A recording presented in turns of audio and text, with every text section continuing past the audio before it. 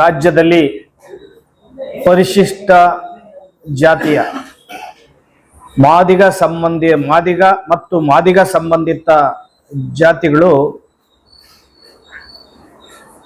35 ವರ್ಷಗಳ ನಿರಂತರ ಹೋರಾಟವನ್ನ ರಾಜ್ಯದಲ್ಲಿ ಮಾಡ್ತಾ ಬಂದಿದ್ದಾರೆ. ಪರಿಶಿಷ್ಟ 101 ಜಾತಿಗಳಲ್ಲಿ ಮೀಸಲಾತಿ ಸಮಾನವಾಗಿ ಹಂಚಿಕೆಯಾಗಿಲ್ಲ.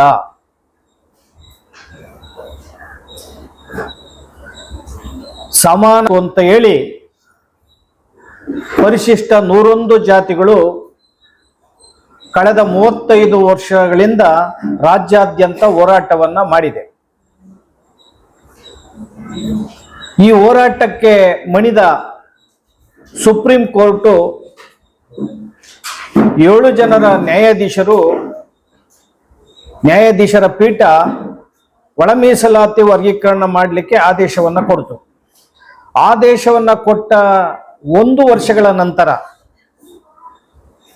ಸಿದ್ದರಾಮಯ್ಯನವರು, ಸನ್ಮಾನ್ಯ ಶ್ರೀ ಮುಖ್ಯಮಂತ್ರಿ ಸಿದ್ದರಾಮಯ್ಯನವರು ಗೌರವಾನ್ವಿತ ನ್ಯಾಯಮೂರ್ತಿ ನಾಗಮೋಹನ್ ದಾಸ್ ಆಯೋಗವನ್ನ ರಚನೆ ಮಾಡಿದರು. ನಾಗಮೋಹನ್ ದಾಸ್ ಜಿ ಅವರು ತುಂಬಾ ವೈಜ್ಞಾನಿಕವಾಗಿ ವರದಿಯನ್ನು ತಯಾರು ಮಾಡಿ ಸರ್ಕಾರಕ್ಕೆ ಕೊಟ್ಟರು. ಆ ವರದಿಯನ್ನ ಪರಿಷ್ಕರಿಸಿ ಸಿದ್ದರಾಮಯ್ಯನವರ ಸರ್ಕಾರ ಒಳ ಮೀಸಲಾತಿಯನ್ನ ವರ್ಗೀಕರಣ ಮಾಡಿ ABCಯನ್ನಾಗಿ ಮಾಡಿತು. ವರ್ಗೀಕರಣ ABCಯನ್ನಾಗಿ ಮಾಡಿದಂಥದ್ದು 2 ಸದನಗಳು, ವಿಧಾನಸಭೆ, ವಿಧಾನ ಪರಿಷತ್ತು ಅಂಗೀಕರಿಸಿ, ಸಚಿವ ಸಂಪುಟ ಅಂಗೀಕರಿಸಿ, ರಾಜ್ಯಪಾಲರ ಅಂಕಿತ ಆಗಿ ವಿಧೇಯಕ ಕೂಡ ಜಾರಿಯಾಯಿತು. ಇದ್ರವರೆಗೂ ಕೂಡ ಒಳ ಮೀಸಲಾತಿ ವರ್ಗೀಕರಣದ ಪ್ರಕ್ರಿಯೆ ನಡೆದಿಲ್ಲ. ಬರೀ ಕಾಗದ ಪತ್ರದ ಮೇಲೆ ವ್ಯವಹಾರ ಆಗಿದೆ. ಮತ್ತೊಂದು, ಪರಿಶಿಷ್ಟ ಜಾತಿ ಪರಿಶಿಷ್ಟ ವರ್ಗಗಳಿಗೆ ಮೀಸಲಾತಿನ ಹೆಚ್ಚಿಗೆ ಮಾಡೋದಕ್ಕೆ ವಾಲ್ಮೀಕಿ ಸತ್ಯಾನಂದಪುರಿ ಸ್ವಾಮೀಜಿಯವರ ನೇತೃತ್ವದಲ್ಲಿ 1 ವರ್ಷಗಳ ಕಾಲ ಫ್ರೀಡಮ್ ಅಲ್ಲಿ ಧರಣಿಯನ್ನ ನಡೆದು ಪರಿಶಿಷ್ಟ ವರ್ಗಗಳಿಗೆ 3ರಿಂದ 7ರಷ್ಟು, ಪರಿಶಿಷ್ಟ ಜಾತಿಯವರಿಗೆ 15ರಿಂದ 17ರಷ್ಟು ಮೀಸಲಾತಿಯನ್ನು ಹೆಚ್ಚಳ ಮಾಡಿದ್ರು. ಕ್ಯಾಬಿನೆಟ್ ಅಲ್ಲಿ ತೀರ್ಮಾನ ಮಾಡಿದ್ರು. ಆದೇಶ ಕೂಡ ಆಗಿ ಜೀವ ಕೂಡ ಆಯ್ತು. ಈಗ ಮೀಸಲಾತಿ ವರ್ಗೀಕರಣದ ವಿಧೇಯಕನು ಕೂಡ ತಳ್ಳಾಕಿ ಪರಿಶಿಷ್ಟ ಜಾತಿ ವರ್ಗಗಳಿಗೆ ಕೊಟ್ಟಂತಹ ಶೇಕಡ ಹೆಚ್ಚಿದಂತ ಮೀಸಲಾತಿಯನ್ನು ಕೂಡ ತಳ್ಳಾಕಿ ಸಿದ್ದರಾಮಯ್ಯನವರ ಸರ್ಕಾರ ಹಳೇ ಪದ್ಧತಿ, ಹಳೇ ಜಾತಿ ಪತ್ರ, ಪರಿಶಿಷ್ಟ ಜಾತಿಯವರ ಜಾತಿ ಪತ್ರದ ಮೇಲೆ, ಪರಿಶಿಷ್ಟ ಜಾತಿ ವರ್ಗಗಳ ಹಳೇ ಜಾತಿ ಪತ್ರಗಳ ಮೇಲೆ, ಹಳೆ ನಿಯಮದ ಮೇಲೆ ಉದ್ಯೋಗ ನೇಮಕಾತಿಯನ್ನು ಮಾಡೋದಕ್ಕೆ ಇದೇ ತಿಂಗಳ 26ನೇ ತಾರೀಕಂತೂ ಸಚಿವ ಸಂಪುಟ ತೀರ್ಮಾನವನ್ನ ಮಾಡಿದೆ. ಉದ್ಯೋಗಾಕಾಂಕ್ಷಿಗಳು ಇಡೀ ರಾಜ್ಯಾದ್ಯಂತ ತುಂಬಾ ಆಘಾತಕ್ಕೊಳಗಾಗಿದ್ದಾರೆ. ಯಾಕಂದ್ರೆ ಅವ್ರು ಉದ್ಯೋಗ ನೇಮಕಾತಿ ಆಗ್ತಾ ಇಲ್ಲ. ಆ ಉದ್ಯೋಗ ನೇಮಕಾತಿ ಮಾಡೋದಕ್ಕೆ ಬರೀ ನಾಟಕೀಯ ಹೆಜ್ಜೆಗಳನ್ನ ಸಿದ್ದರಾಮಯ್ಯನವರ ಸರ್ಕಾರ ಇಟ್ಟಿದೆ.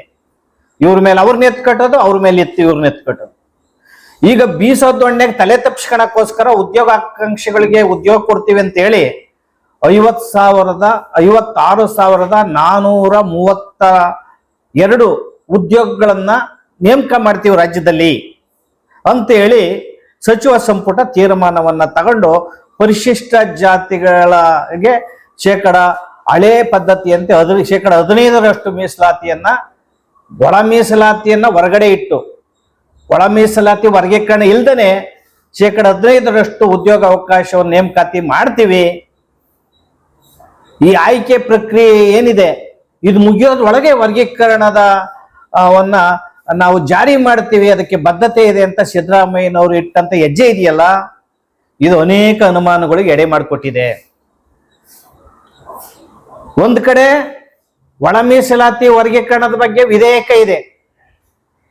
ಎರಡೂ ಸದನಗಳು ತೀರ್ಪನ್ನ ಕೊಟ್ಟಿದ್ದಾವೆ, ಎರಡೂ ಸದನಗಳು ಒಪ್ಪಿಗೆಯನ್ನ ಕೊಟ್ಟಿದ್ದಾವೆ, ರಾಜ್ಯಪಾಲರು ವಿಧೇಯಕ ಅಂಕಿತ ಹಾಕಿದ್ದಾರೆ.